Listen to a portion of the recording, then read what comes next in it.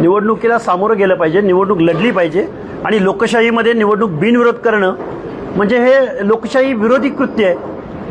अगदी इथं सहानुभूती आहे, दादांचं अपघाती निधन झालंय, इथं बारामती विधानसभेमधल्या लोकांच्या मनामध्ये दुःख असणं स्वाभाविक आहे। एक महिला या महाराष्ट्राची उपमुख्यमंत्री झाली, ही गोष्ट अपिलिंग आहे। पण या सर्व प्रश्नावरती मी एक पाऊल पुढे जाऊन मी या महाराष्ट्रातल्या राज्यकर्त्यांना विनंती करेन, विरोधकांना, राज्यकर्त्यांना, जर अजितदादांच्या अपघाती निधनानंतर एवढं दुःख, वेदना, सहवेदना असेल तर सुनेत्राताईंना विधान परिषदेवरती बिनविरोध घ्या ना तुम्ही। आणि ही निवडणूक इथं एक तुमचा कुठलाही कॅन्डिडेट उभा करा, दादांच्या घरामधला सोडून, आम्ही निवडणूक लढू।